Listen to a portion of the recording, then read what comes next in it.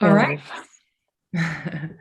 Welcome everyone to our next ocean plastic webinar. We are really excited today to have Sigi Gruber with us. So welcome, Sigi. Welcome to everyone. Thank you. So I'm just going to give a bit of a background on Sigi and what she's been working on, and then I'll give the floor to her, and we'll make this time a bit more interactive. So it's going to be more kind of some questions that we thought would be really interesting for Sigi to answer for us, and then she'll take us through a presentation that she's prepared based on these questions. So since the beginning of this year, Sigi retired from the European Commission, but currently she is still working as an active senior advisor for the European Commission. So from 2014 until 2021, she was head of the Healthy Ocean and Seas Unit in the Directorate General for R&I of the European Commission. The work of the unit focused, amongst others, on co-creating the European mission on restoring our ocean and waters by 2030. It supported the UN Ocean for the UN Decade for Ocean Science and many other European global initiatives. And it shaped the marine parts of Horizon Europe, the research and innovation program of the European Union.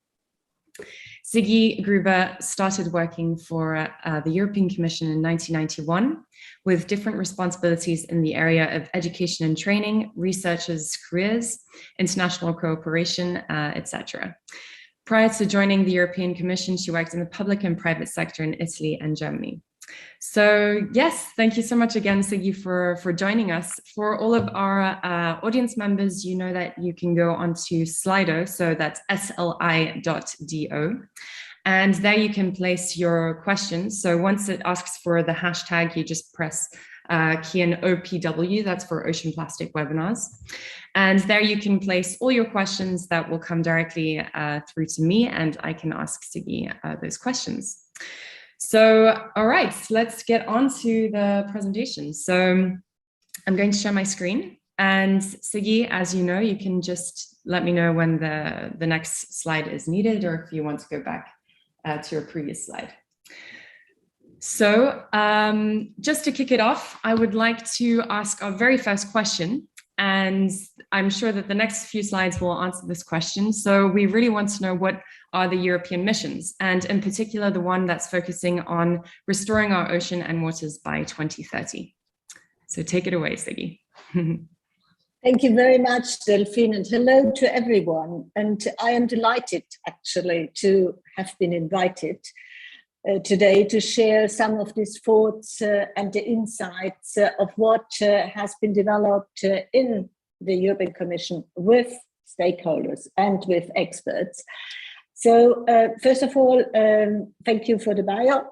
I just need to say that I'm not representing anymore the European Commission. I'm here as a private person. So whatever I tell you, and the slides are actually based on the official slides of the European Commission, so from my ex-colleagues. Okay. But I'm delighted to be here today on this particular day when ocean will finally be discussed, and the need for a healthy ocean and how that is going to be so important for the whole climate agenda in the COP26. Yeah. So we can come back, I think, to this notion afterwards. Mm-hmm. So let me now really go through with you. So the European Commission, the European Union, has launched this EU missions for really delivering concrete solutions for our greatest challenges. There are 5 of these missions. Next slide, maybe. 5 of these missions. It is really fighting cancer. It is living in healthier cities. It is providing healthy soils and healthy food. It is climate adaptation. And of course, and that is going to be the focus of my talk here, it is restore our ocean and waters by 2030. So we are in this fantastic, really lucky situation that we have a mission for healthy ocean and waters. So they all have very ambitious goal, and they have to deliver concrete results by 2030. And I will break this down and share some of the really challenging targets. And of course, each mission, as you will see, it will operate as a portfolio of actions. On the one side, very, very important, it's really focusing on research, and the research and innovation will be really giving the direction. It's going to be the new compass on how we tackle the transformation. But it needs as well to be accompanied by a whole series of legislative initiatives, which are the framework conditions. Next slide. So they were launched officially on the 29th of September.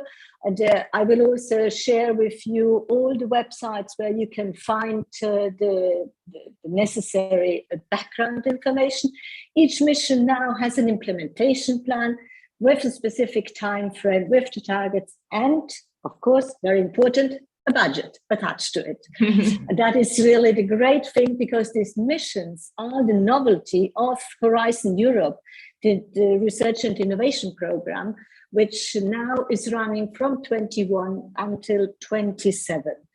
They all bring a new form of governance for a systemic response to societal challenges. And what does this mean? This is kind of empty phrase, but it means that if they are based on co-creation and reaching out, really involving citizens in addition to the stakeholders, but really citizens in the whole co-creation, the co-development, the co-creation, the co-monitoring, the co-implementation.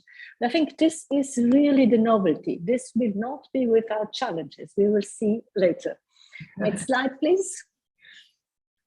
So, European mission, restore our ocean and waters by 2030. You might already have heard this is much better known as the Starfish mission, because it is based on the deliverables of the mission board, which was chaired by Pascal Lamy.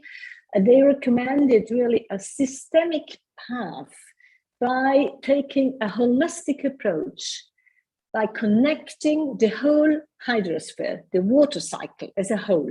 So it's the first time, I think, and I think that's the big novelty, big challenge, big opportunity as well, that we connect the marine waters with the inland waters. And in that, we really look what are the great opportunities. And it will have, if you go to the next slides, it has really fantastic opportunities. First of all, and that's why it's so relevant as well for the COP26, it will really focus on climate neutrality. And of course, the mission is as well fully embedded in the European Green Deal. And it's not only to put the blue on the green. No, the European Green Deal will we can simply not achieve it if we do not have really a healthy ocean and water system. I think we have really to be fully aware of that. So the ocean waters, they are major carbon sinks. And I know you had yesterday a fantastic session actually at the COP26 by launching off the new partnership for carbon capture. And they are essential for adaptation to climate change. And it's a pity that this is not really in the mainstream all the time of the whole discussions linked to climate. Yeah. Biodiversity. The ocean waters are home of a rich diversity of species. It's not something new, I'm telling you. But also it's the economic prosperity. The notion of the blue economy, which slowly also is becoming much more relevant in the whole economic discussions and prosperity and well-being of people in general. So, okay, we say that today the ocean is estimated to generate 2.5 trillion of goods and services per year, but only if it is healthy. We know that. So, next slide, please. Don't get scared, but this is the mission is a complex endeavor. So what I told you before, First of all, it needs really a new systems approach. Huh? It can only address the many really transboundary challenges if we take a systems approach. So there are very specific objectives. First of all, the mission has put itself as protecting, restoring marine freshwater ecosystems and biodiversity. Because it is linked to the European Green Deal, it also is linked to the different strategies which are connected to implement and successfully implement the European Green Deal, such as the EU biodiversity strategy. Secondly, prevent and eliminate pollution of our oceans, seas and waters in line again with the EU action plan towards zero pollution. And thirdly, make the blue economy carbon neutral and circular, again, in line with the European climate law. And of course, you might say this is now very EU focused. Yes, it is EU focused because it is part of Horizon Europe. It is it should really support the different EU strategies which are linked to the European Green Deal. But when we talk about ocean and our seas and waters, it is also international. We cannot, and that's why it's global. So the focus, yes, at the beginning with the targets is on EU and Europe, but it cannot really act and be developed in isolation. It will as well have a global outreach. So there are the different targets, which I'm not going through because of the time, but maybe I just focus on the second pillar, which is prevent and eliminate pollution of our oceans, seas and waters. And here the targets are fully really in line with the EU action plan towards zero pollution. By 2030, this mission, if successful, will have reduced by at least 50% plastic litter at sea. Has to reduce by at least 30% microplastics released into the environment, and to reduce by at least 50% nutrient losses, the use and risk of chemical pesticides. Very, very ambitious, as you can see, but doable. Yeah. Doable if we all work together. Next slide, please.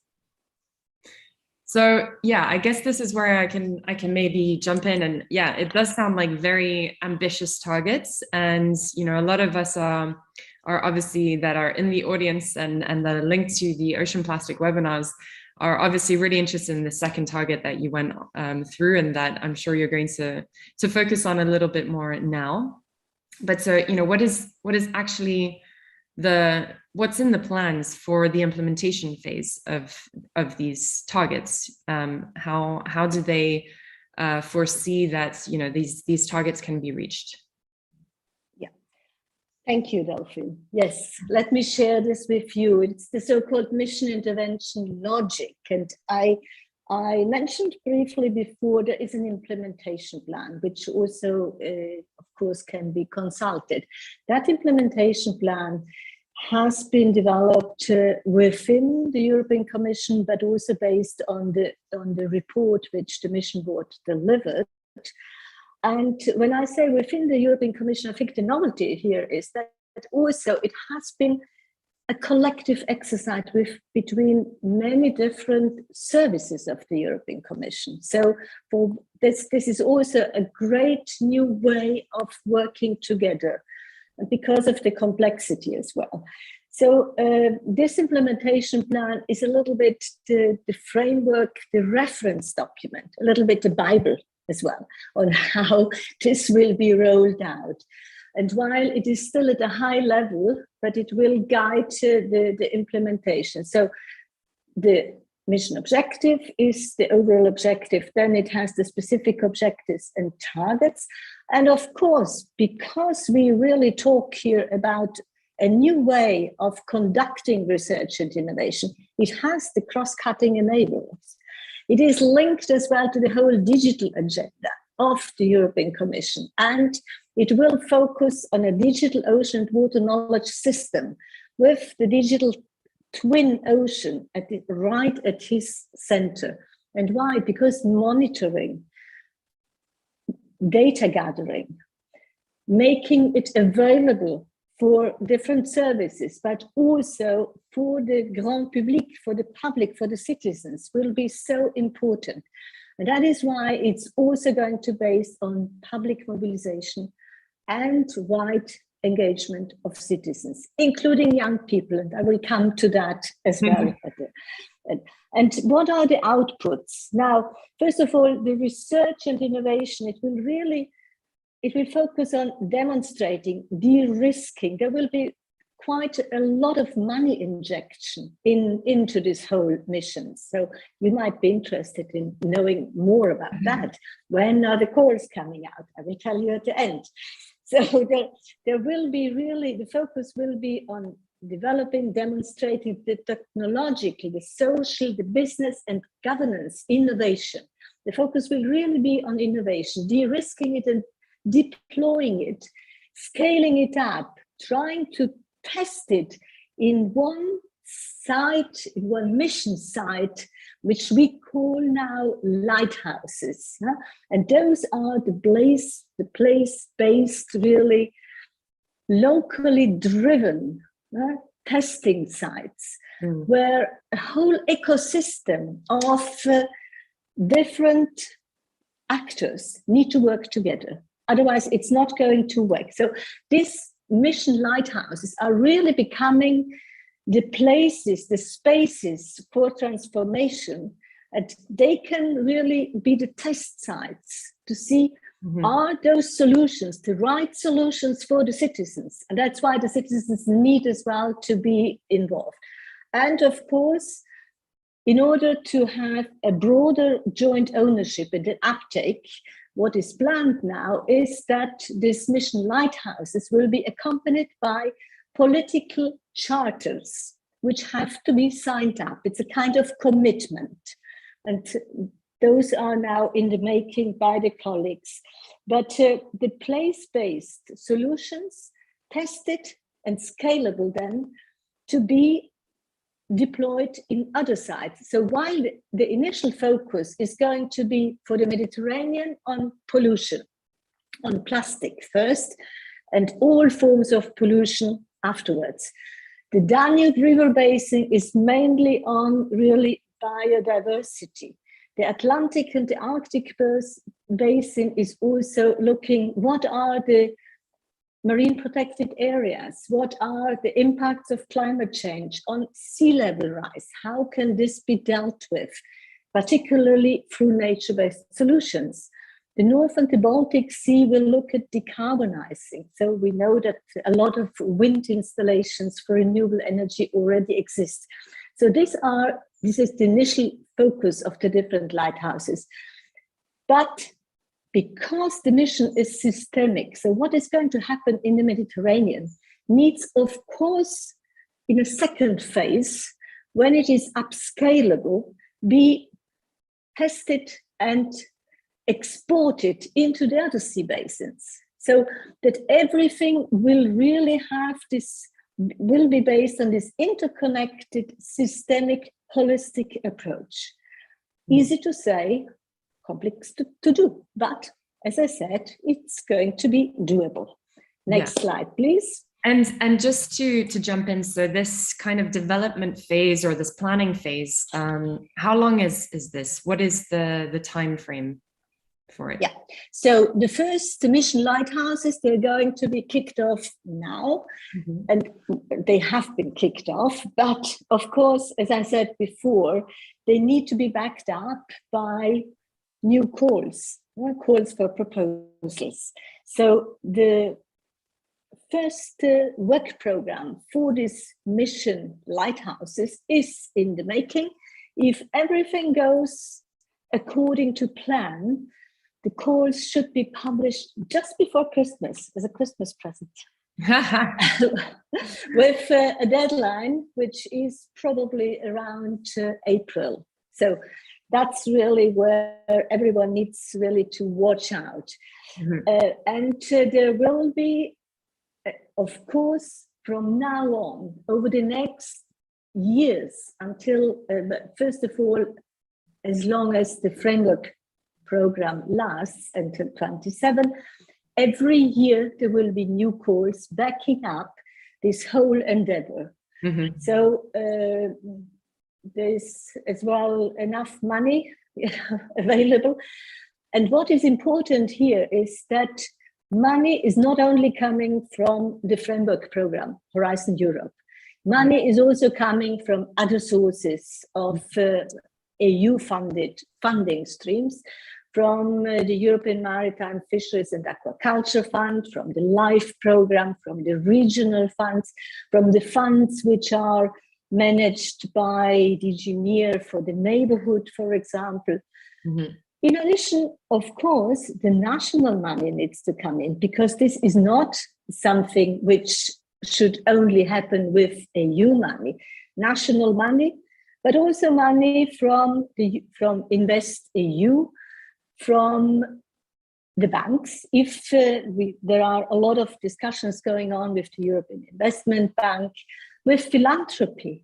Mm-hmm. So there will be as well be a financial ecosystem backing this up. Yeah. So as I always say, money is actually not even going to be the problem. The solutions need to be developed, tested. Right. So it will be a playground for fantastic new ideas, and particularly for different form of innovation. So disruptive innovation for young entrepreneurs, for social innovation. Social innovation is going to be so important.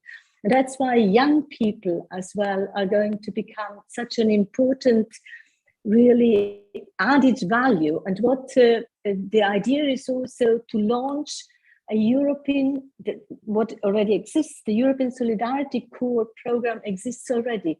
But currently we're working on it.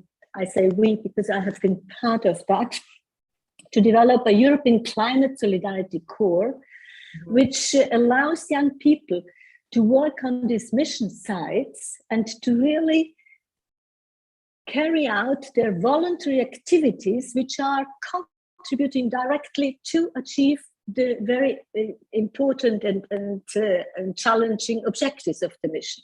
If you look at plastic, for example, collecting plastic, analyzing plastic, going to the schools and incentivizing, really inviting schools to become part and do citizen science.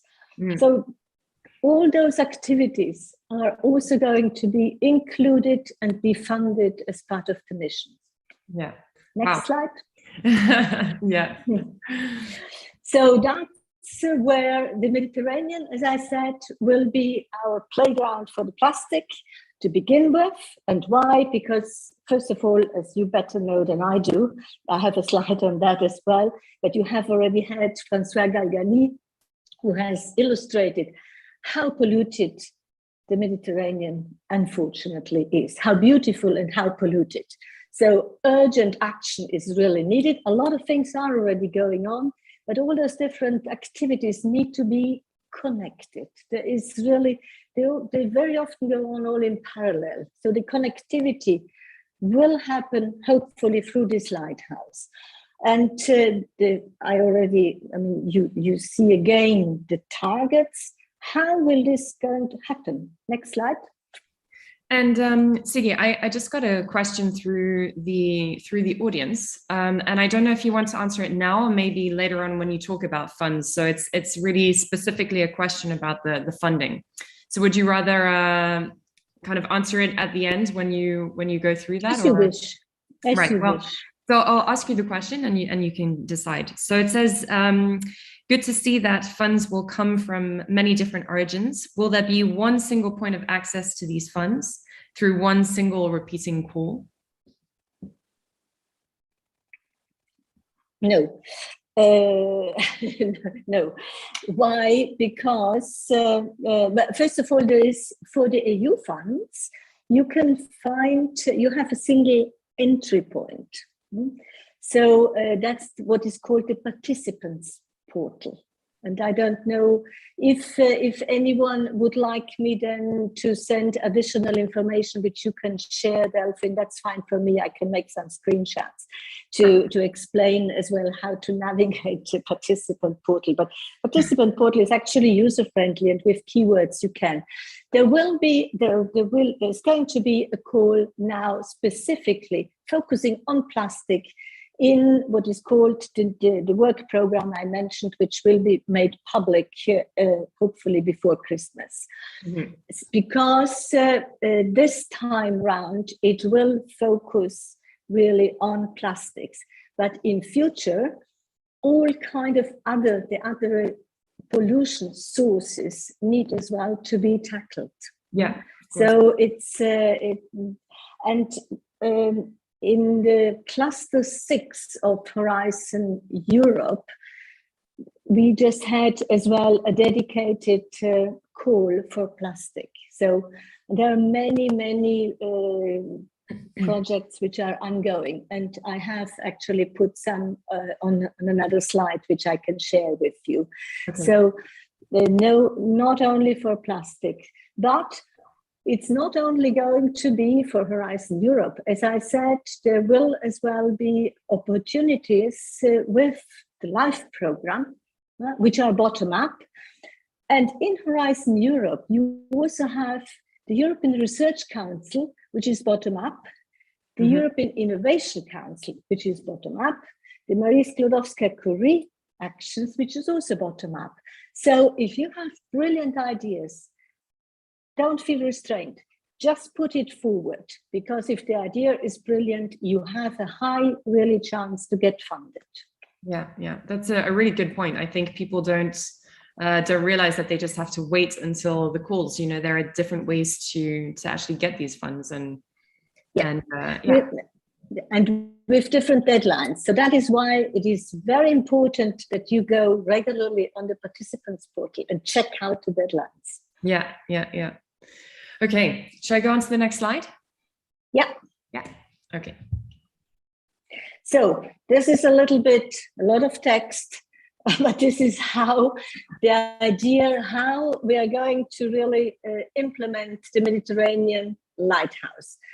First of all, you have the objectives, and we have to connect all the different existing structures, activities, solutions, and there are many. The focus of the new calls will be on preventing, minimizing, eliminating, and monitor pollution in the Mediterranean Sea and its major river catchment areas. So while the initial focus is on pollution, next year it will be the time for the nutrients and urban industrial pollution, the chemicals and other sources of pollution, like for example, pharmaceuticals. And last but not least, also the noise pollution, which is very often neglected and yet so important for the ecosystem in the Mediterranean. So the support from Horizon Europe, the political support is towards the implementation of these charters. Then there will be as well a kind of a technical financial platform, which is in a way, I call it always, it's the glue. Yeah, it has to bring everything together to as well collect the different existing activities, make them widely available so that they can be used. And this is going to be very, very important, I think, for technology transfer, for transfer as well of results, sharing results with whoever needs them and can test them at local scale in other contexts. In the southern Mediterranean countries, but also in other countries. It's not limited, while the focus is for the moment kind of limited. But everything, I mean, the European Union has an open data policy. So everything needs to be made accessible. It needs to be shared. It has to work according to the FAIR principles. So again, this hopefully will trigger off as well a new way of sharing knowledge. And then the enabling conditions for the citizens. There needs to be citizens' assembly. It has to be based on a democratic or participatory approaches. Make citizens aware and let them co-create and co-decide. This is also going to be a totally new way of working. I think it's very exciting, actually. And then the commitment from the partners, member states have as well, and the regions and international partners. Of course, they will be called not only to profit from the results, but also to contribute to deliver it.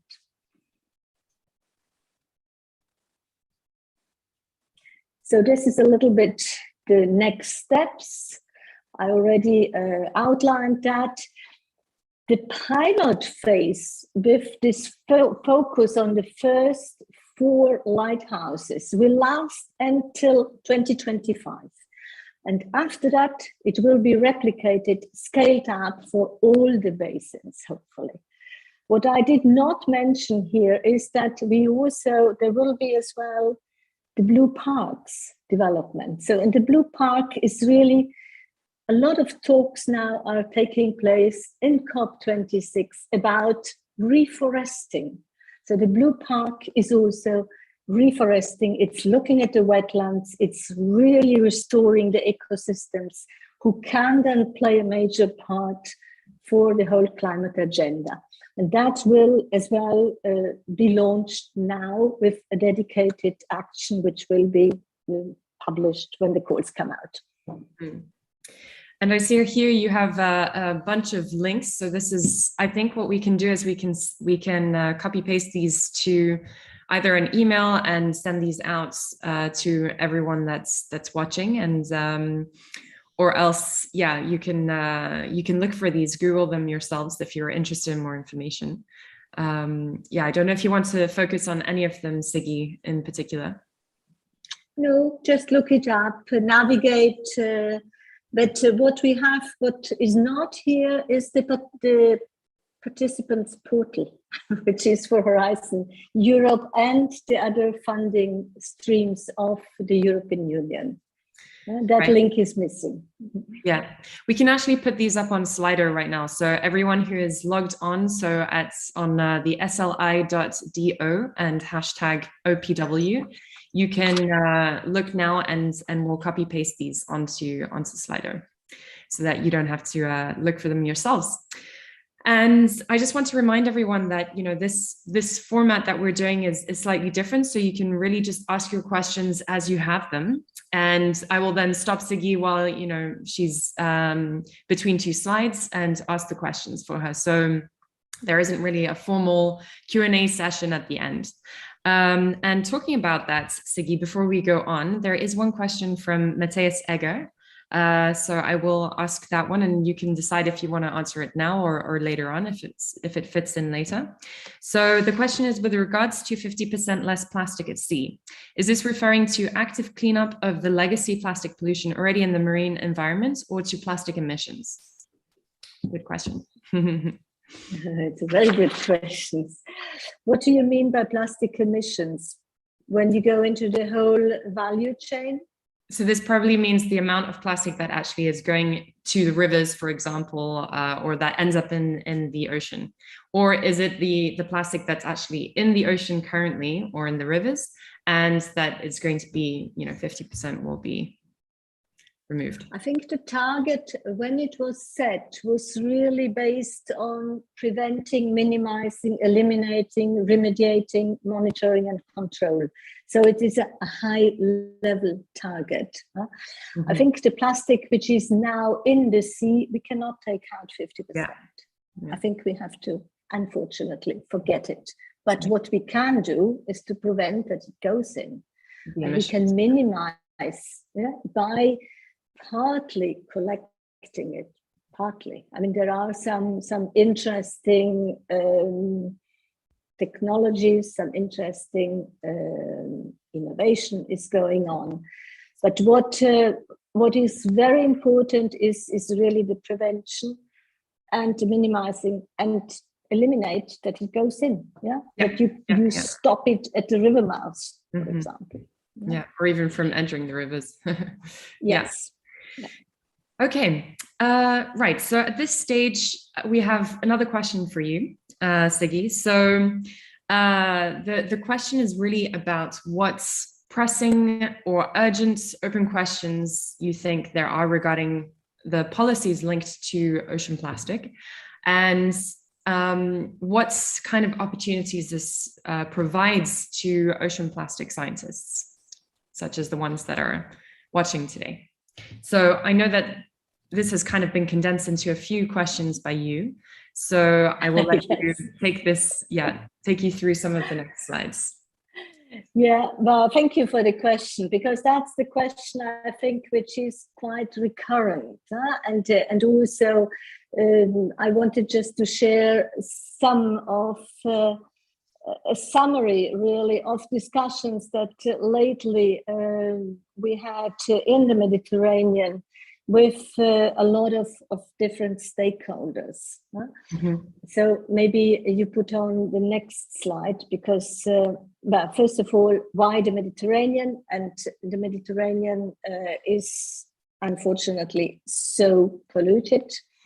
Mm-hmm. And 3 years ago, we have launched already a pilot action for a plastic-free healthy Mediterranean Sea, which is going on and which hopefully is now mature enough so that it can be scaled up.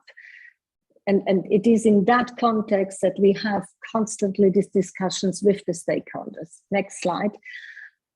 Because it's really the learning from experience. And the last two workshops actually invited port and harbor managers and as well fishermen. So, and how can this two different worlds, which are so important, be brought together? So what came out all the time is that there needs to be a fully integrated broad partnership and a co-design of a portfolio of inter-country, multi-stakeholder, multi-level actions. So it's not the one solution which will be the recipe. Mm-hmm. It's always going to be very, very complex.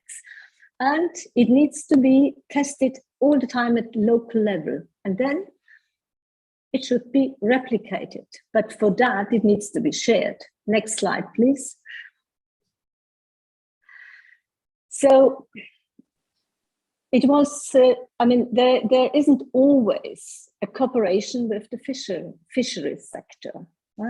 And yet, the whole fisheries sector, they could do so much. Sorry, I have to close. I think there is some noise. I have to close the window. Sorry. No worries. I can hear you fine. But yeah, anyone else that's yeah. Well, I think you're back. And there are so many different. There are the regional plans on marine litter. There is the IMO action plan, which then is more international. Are they always fully aligned? That's one big question. So I think one of the big challenges is, are the framework conditions conducive?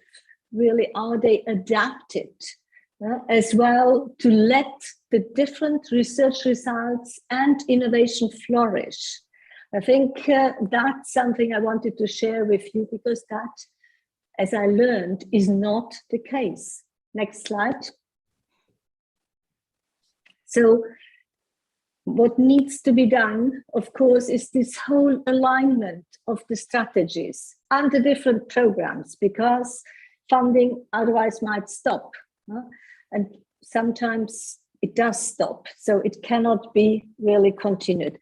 There are all the EU directives. There's the Water Framework Directive, there's the Port Facility Directive, there is the Waste Management Directive, there is the Marine Strategy Framework Directive. All this would then need to be implemented into national and, according to the different countries, very often regional laws. How is that done? Is it done or is it not done? And how do these different parts communicate? Because very often what really is needed as well are licenses, and they're not be given because they're blocked. the incentives, where are the incentives to cover the costs that the fishery sector could occur when collecting waste? Yeah. So that's another big issue. Next slide. Also, when we look, how can we really profit from collecting the lost fishing gears? How can they be transformed into new raw material, into textiles from fishing nets? There's, you might have come across EcoAlf, which is a brand, a new brand. Well, it's developing textiles from collected fishing gears in Spain, fishing nets. So I just, in the brackets, you have some names of EU-funded projects who really deal with that.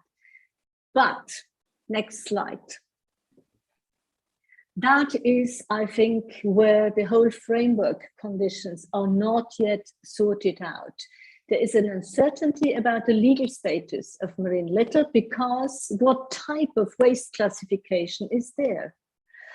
Who pays for it? There is uncertainty about the end of waste. Is it, for example, if waste is transformed into fuels for fishing vessels, is a produced fuel a waste or is it a product? But if it is a product, it is not yet included in the second generation fuels. So it's not yet permitted. So this, I think, are still big challenges which will need to be sorted out. And this is not to discourage any one of you, but I really wanted to share this because this was collected during 2 workshops. And these were issues which normally are not discussed. Yeah. And I have a kind of question about this, who pays question that is one of the uncertainties and complications that you're listing. So this extended producer responsibility, EPR, this is something that in the Netherlands, for example, is part of the legislation. So if you are a producer of a plastic product, then it is your responsibility to pay for that plastic to be properly managed. And I'm just wondering if this is something that is, kind of a European goal, or if it's really for now just in some countries, and if there's anything that's about this. But I think it's a fantastic example of on how the circular economy has actually made its way into the national system in the Netherlands. Yeah, I wouldn't dare to say this is not the case in all EU countries. Yeah. But I think what is interesting is and you can always give these examples and explain how has it been done and why is it so important. And normally, by explaining, by sharing examples, this can trigger off really ways of implementing it in other contexts. Yeah. Because it's not always even known that there are successful examples. So it's very, very important, this sharing as well. Yeah. Okay, next slide, I guess. Yes, but it's the continuation really that the legislation still makes the recycling of marine litter rather difficult. And the existing technologies, they can be implemented, but it seems that they are really going to implement it just for demonstration purposes for the projects as such, and not yet at large scale. So what needs to be done to make it scalable and then to bring it to the market? So that's another really big chunk of open issues.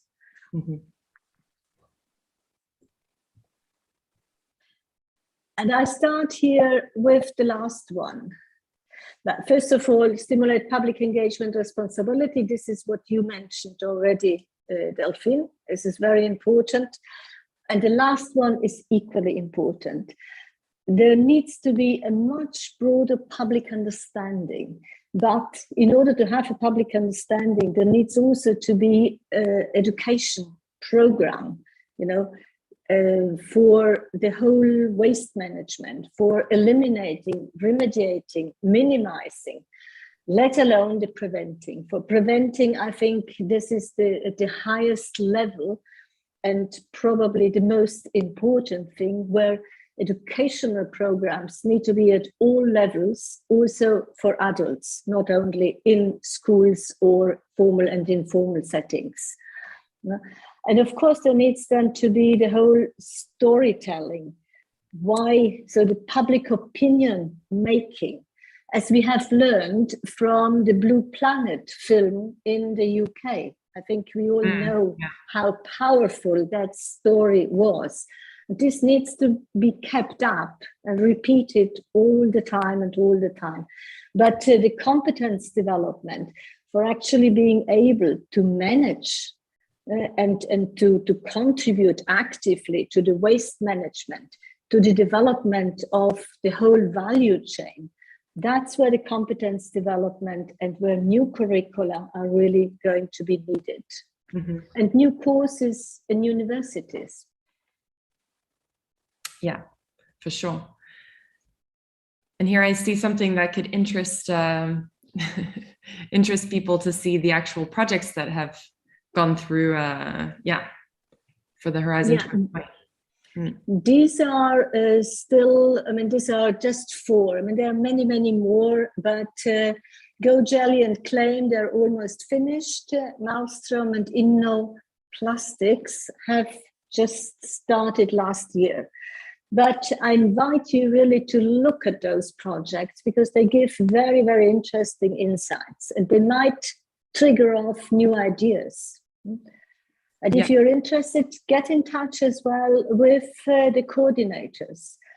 So, because as I said before, it's open, it's really based on open access and sharing. And these are other, also the European Maritime and Fisheries Fund have funded really projects tackling marine litter. Some are finished, others are just about to finish. You can all find them if you Google.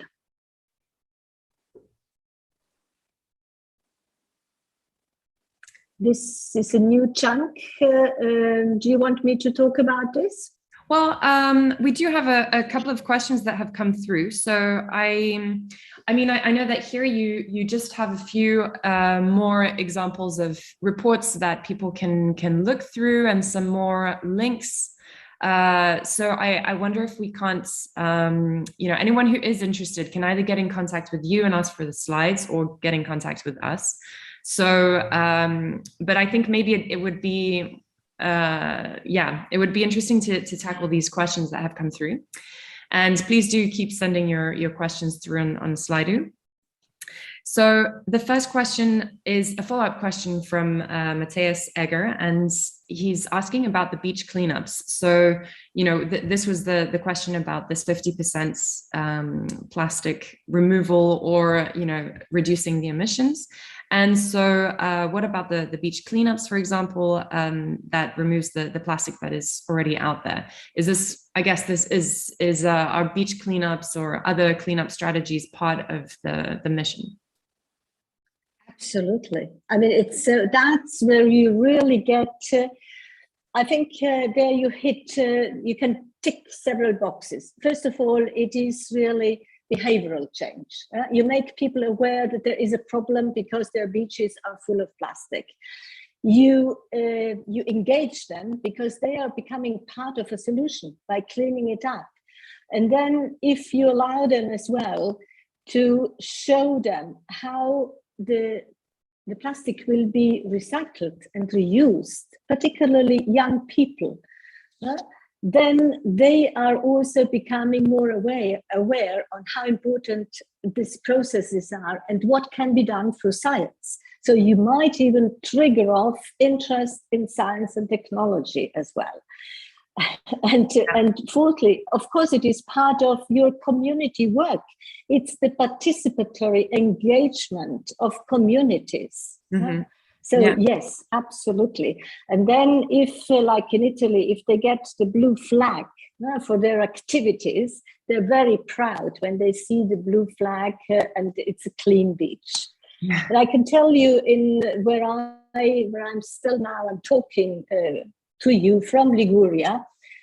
Before the lockdown, they had a fantastic initiative launched in this little place here. They offered a glass of beer for every glass of collected cigarette. What are they called? Butts. Yeah. Collected on the beach, brought back to the bars. Wow. They got an empty glass of beer. And that was a fantastic initiative which functioned all summer through. That was in 1919. So hopefully this is going as well to be relaunched. Mm-hmm. So that's going to be very, very important. Of course, it is part of the mission. Yes. Yeah. Okay, and talking about collaboration, I think this is a good segue to one of Audrey's questions. So will there be a space for global collaboration and cooperation? So with all these EU missions, and specifically the one linked to ocean plastic, because that's our specific interest, but will there be lessons learned that will be shared globally so that these solutions or the successes can be re-implemented in different locations? Yeah, let me start with Europe and its neighbors. Now, first of all, when we talk about the Mediterranean basin, we talk not only about the northern part of the Mediterranean, but the basin as a whole. So we also have North Africa already included.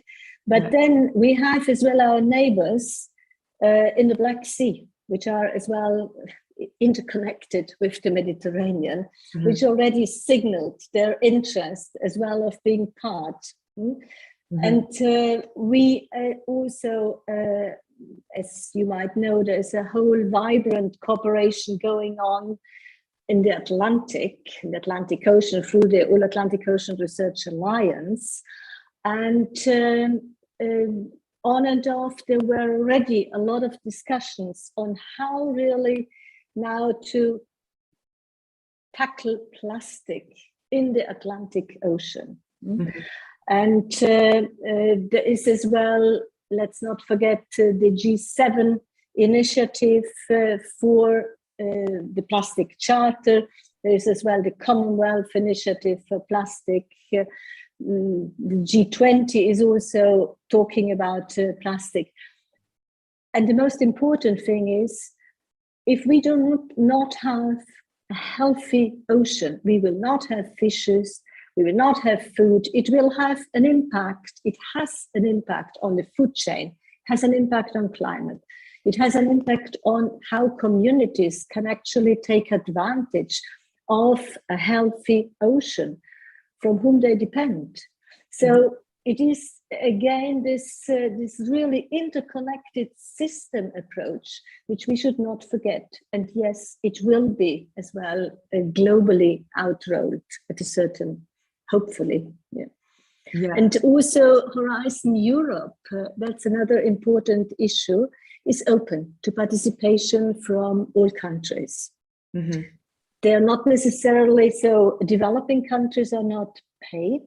No, they have to bring in their own money, but developed countries, but developing countries, they will be paid. They can get the subsidies. So there's this big, everyone is eligible, but no money goes to the United States, for example, or Canada. But money goes, of course, to all African countries. Wow, that's really good information. I mean, I definitely didn't know about that. So that's really, really interesting. I'm going to stop sharing the screen. And yeah, as we said, anyone who wants to see the slides in more detail, you can. So let me just stop there. And so Sigi, we have about 5 minutes left, and I thought it would be really interesting to end off on the early career perspective of things and how ECOPs, so early career ocean professionals, can really get involved. So just to start off, so just for the audience members, so Audrey, Hassan, myself, Delphine Lebel, and Sigi Gruber, we have together been, so Audrey is now there. She's been helping with some of the behind the scenes today. And so the three of us have got together because after a summit that was held in May, the Ocean Vision Summit, we realized that there was a bit of a gap between the intergenerational exchange of knowledge. And so we thought it would be a great opportunity to start a working group. And so it is called Ocean Bridges. And the Bridges side of it stands for Bridging Research, Innovation, and Diversity Across Generations of Experts and Stakeholders. Quite a mouthful, but it's really just to say that we're trying to really have this intergenerational working group. And yeah, we're in the process of putting together and finalizing our kind of terms of reference and sharing this with the open public. And we're working on a logo and a website. So just keep your eyes open for this once we start advertising it. But basically, it's just a platform where people who are interested in specific, we're going to have specific activities, so specific team activities that are based on different themes. And our first one, obviously, is on ocean plastic, since that's what we are all kind of, that's our expertise, our shared expertise. And so, yeah, I just wanted to kind of put that out there. And if people are interested in, in being part of this and getting involved, then, there will be opportunities in the near future. So I don't know if there's anything else that you want to mention about Ocean Bridges, either of you. And then Sigi, maybe you can also explain a bit more about the importance of the early career perspective of things in the missions. Thank you, Delphine, for promoting it. And from my side as well, intergenerational, we haven't put age limits on, and we haven't defined age. So, of course, it's for the young and for the old people, but also for the middle-aged people. So it's not, we want to be inclusive and just gather this broad expertise which can be shared in terms of really inside the box and outside the box, as you, Delphine, defined it. And I think this is a great opportunity for whoever can listen as well, to young people, be inspired, and young people to older people and be coached. So what I wanted as well to mention that the European Commission, the President, so Mrs. Ursula von der Leyen, has launched 2022 as the European Year of Youth. And I think that will also, it's really to listen to young people, to giving them a chance to become a voice not only heard, but a voice in the mainstream of also co-developing, co-creating. So it should not be seen as the young people outside. This is something that I personally are very keen of. Young people should not be only the young people, which sometimes criticize. No, they need to be really integrated into the activities.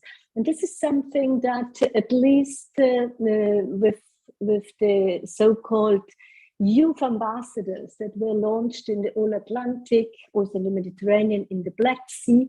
This was an attempt really to bring this voice as an active contribution for whatever policy or strategy definition is going to be developed.